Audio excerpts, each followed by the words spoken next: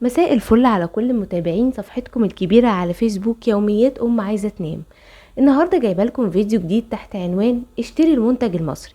ناس كتير قررت تعمل مقاطعة واحنا بنشجعهم، وعشان كده عملت ليكم فيديو في معرض تاريخي لشوكولاتة كورونا.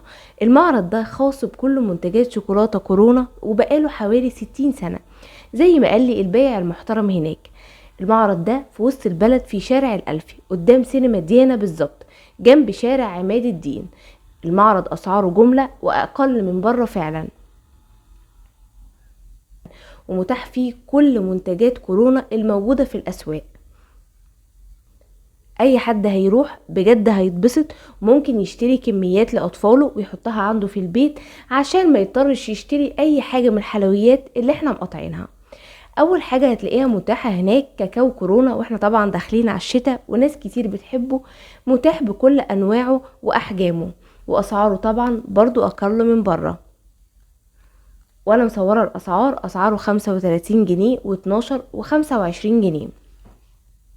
وكمان شركة كورونا عاملة بسكوت ويفر حلو جدا، سعر العلبة 40 جنيه وفي منه انواع مختلفة. وطبعا صورت لكم العرض المتاح هناك، وهو انك تشتري 2 فانوس بسعر 60 جنيه، وهو فيه مجموعة من قطع شوكولاتة كورونا، شوكولاتة وبسكوت كورونا، ولو اخدت 2 هتاخد عليهم 2 هدية، يعني تاخد 4 فوانيس ب60 جنيه. وطبعا هو سعرهم قليل لان خلاص صلاحيتهم قربت تنتهي، وهم عايزين يخلصوا كل الكمية من خلال طرحها للناس للبيع. واحلى حاجة لقيتها هناك شوكولاتة سبريد زي النوتيلا بالظبط، سعرها حلو جدا، سعرها 70 جنيه، وكمان ما فيهاش سكر، يعني تنفع للناس اللي عاملة دايت. وكمان نزلوا جيلي جديد، سعر الباكت بتاع الجيلي 10 جنيه، وفي اناناس وفراولة ومانجا. وكمان متاح هناك شوكولاتة بيمبو بكميات كبيرة اللي طبعا كل الناس بتحبها، سعر العلبة 40 جنيه بس، وفيها 12 قطعة.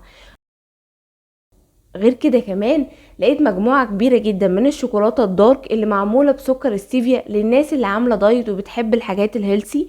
طبعا سعرها اقل من بره كتير، العلبة ب130 جنيه، وفي باللوز وبالبندق والسادة.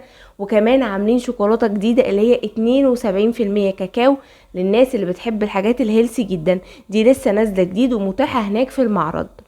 وانا صورت لكم كل علب الشوكولاته واسعارها واضحه قدامكم في الفيديو. اما بقى شوكولاته الفواكه اللي انا شخصيا مدمناها، العلبه فيها 12 قطع ب105 بس، يعني القطعه هتقف عليكم ب8 جنيه 75. وممكن كمان على فكره ما تشتروش بالعلب، تشتروا بالقطعه. القطعه عامله 10 جنيه، انا شخصيا لسه شاريها من السوبر ماركت ب15 جنيه، بما ان طبعا كل واحد بقى بيبيع السعر اللي على مزاجه.